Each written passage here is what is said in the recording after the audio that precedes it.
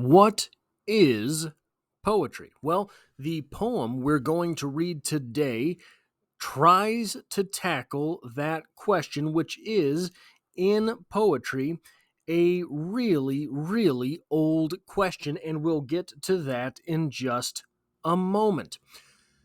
Welcome to Strip Coverlet, where we squeeze the bigger picture out of literature. I'm Adrian Fort, and we are here for another poetry discussion, which will take place in the Poetry Discussion playlist here on the channel. An ever-growing playlist, so be sure to check that playlist out and search it for your favorite poem.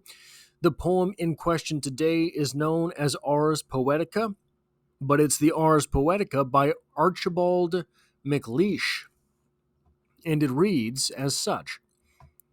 A poem should be palpable and mute as a globed fruit, dumb as old medallions to the thumb, silent as the sleeve-worn stone of casement ledges where the moss has grown. A poem should be wordless as the flight of birds. A poem should be motionless in time as the moon climbs, leaving as the moon releases twig by twig the night-entangled trees, leaving as the moon behind the winter leaves, memory by memory the mind. A poem should be motionless in time as the moon climbs. A poem should be equal to, not true, for all the history of grief, an empty doorway and a maple leaf, for love, the leaning grasses and two lights above the sea. A poem should not mean, but be.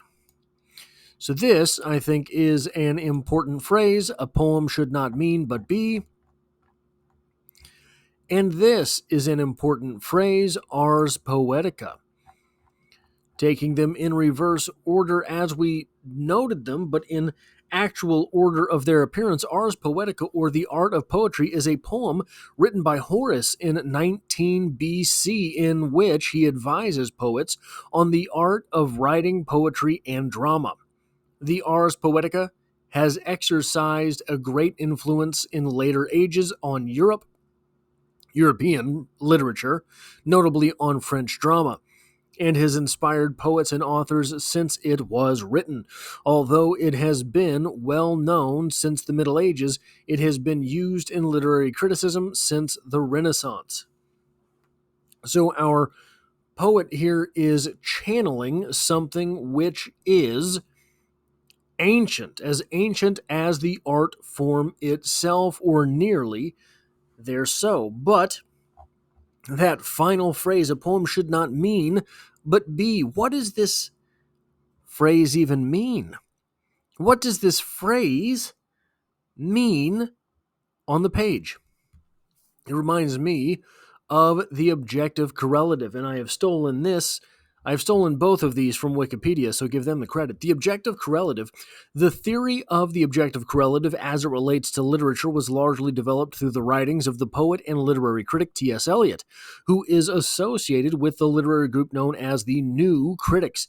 Helping define the objective correlative, Eliot's essay Hamlet and His Problems, republished in his book The Sacred Wood, Essays on Poetry and Criticism, discusses his view of Shakespeare's incomplete development of Hamlet's emotions in the play Hamlet. Eliot uses Lady Macbeth's state of mind as an example of the successful objective correlative. The artistic inevitability lies in this complete adequacy of the external to the emotion. As the contrast to Hamlet, according to Eliot, the feelings of Hamlet are not sufficiently supported by the story and the other characters surrounding him. The objective correlative's purpose is to express the character's emotions by showing rather than describing feelings, as discussed earlier by Plato and referred to by Peter Barry in the book Beginning Theory, an Introduction to Literary and Cultural Theory, as perhaps little more than the ancient distinction first made by Plato between mimesis and diegesis. According to the formalist critics, this action of creating an emotion through external factors and evidence linked together and thus forming an objective correlative should produce an author's detachment from the deciphered character and unite the emotion of the literary work. In short, the way this is often summed up is not in ideas, but things. That is a very easy way to sort of remember what the objective correlative is. Not in ideas, but things. A poem should not be an idea, but be. A poem should be things. So, how are we to take this poem as far as what it means for poetry to be? Frankly, this leads me down the thought process that I have been through so many times in life, trying to define art. Art itself, poetry, if we're defining poetry, I think you have to define art first. I was in graduate school with a whole bunch of other pretentious quacks. My professors, pretentious quacks.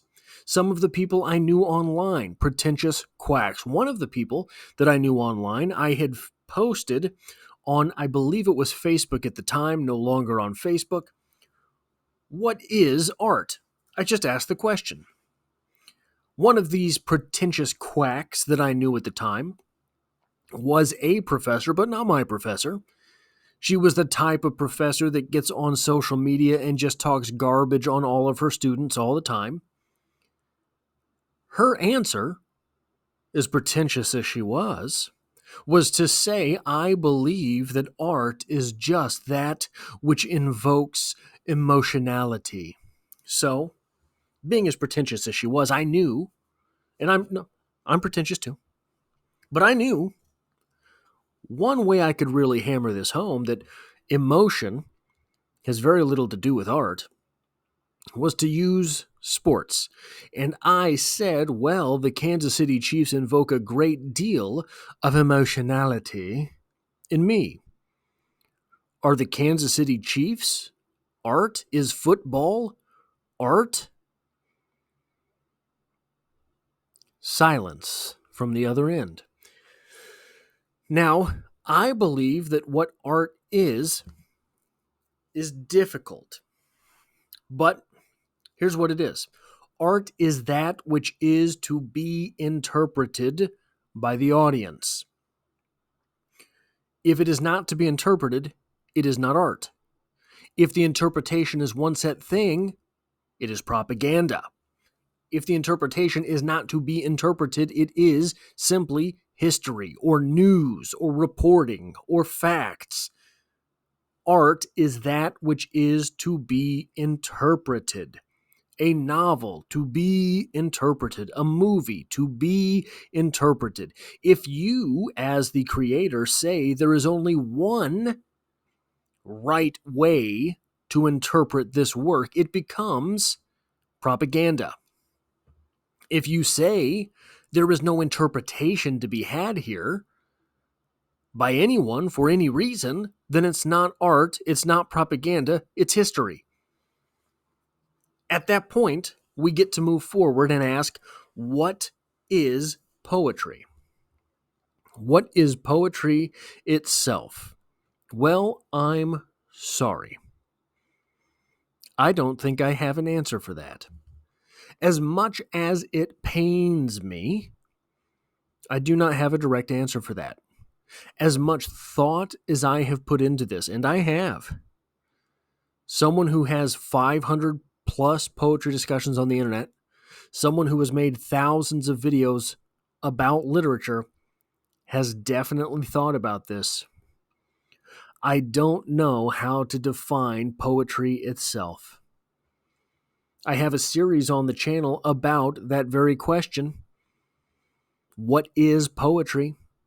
It's a series from a book, not great answers. I implore you, share with me your definition of poetry. I bet together we can poke holes in it. As for this poem, I'm not really sure what is being said here, what is being passed along, but at least our speaker here has the courage to put forth a definition. That is all I have for this poetry discussion. If you like or appreciate what it is that I do here, hitting the like button really does help me out, as it tells YouTube to share this video with other literature lovers. And if you find yourself here by chance but not design, literature is the only thing I talk about on this channel, dropping multiple videos every week. There is poetry to be had every Monday, and I hope to have you back for the next one.